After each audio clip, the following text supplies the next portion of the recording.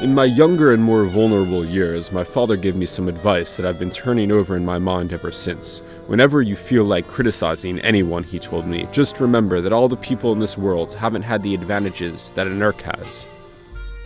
So when I came back to my 5th year Princeton reunion, I certainly didn't want to flaunt my wealth. Of course, the means by which I acquired such affluence were mysterious.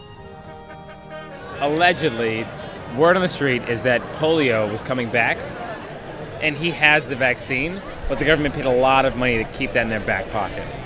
Developed an app, sold millions, billions. Yeah, he called everyone old athletes. I don't know what that's about. Well, I heard he pioneered the removal of the letter E from the orthography of startup names. He could have made a lot of balloons in really cool styles that nobody else could do, and then everybody would come to him instead of different balloon artists, and he could have gotten a lot of money at fairs or circuses. I heard Urksby used to be called Urkin or something like that. I mean, don't ask me. I'm just telling you what I heard. It's Urkin or Urkel. I can't remember. It slips my mind, but he wasn't always who he says he is now. No, I remember freshman year he used to sell that OG Kush. That steakity dankity ickity green. Well, I hear that he has his own monograph cufflinks, but what I really don't understand is why he doesn't just have his own personal logo. I mean, it really is just about the brand of Urksby. We all are compelled by it. We all want to be it. I mean, why just rely on his initials? We did hear the name, and we did hear Yeah, that. I think on one of the ways back to Butler from the street one day, I thought I saw a guy in a blonde wig duck into a Rolls Royce. Might have been on a Saturday night, but I don't know. It was all fuzzy back then. I don't know. It was all fuzzy, but yeah. Urk, can you say? So I heard he coined the term belly button lint. I don't know how he acquired his wealth. I know that there is a small branch of the family that had a hardware store in Princeton. Where the big money came from, I don't know. Something that was really big and it stored a lot of money. Once he got the money, he could have used it in a better way instead of just wasting it on stuff for himself. Unfortunately, I've never found out myself, so I can't tell you about acquiring wealth. I often saw him reading around, but I don't know, I tended to leave him alone. The problem is I was sworn to secrecy.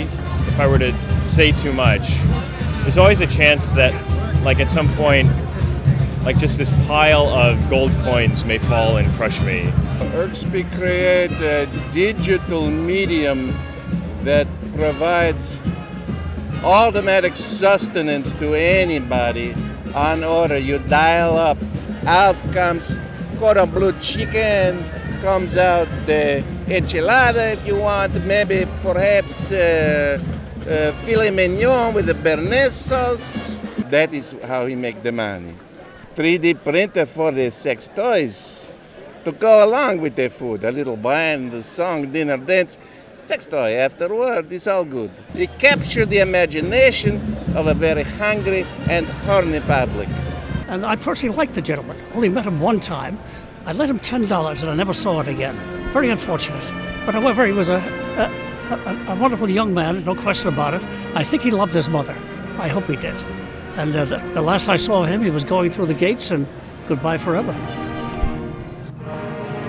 They're a rotten crowd, I know they are. I'm worth the whole damn bunch put together. The perceptions of success and perceived wealth pervade any reunion, both for those who have made it and those who are aspiring to. I, Urksby, believed in the orgastic future that year by year recedes before us. It eluded us then at Old Nassau, but that's no matter. Tomorrow we will run faster, stretch out our arms farther, and one fine morning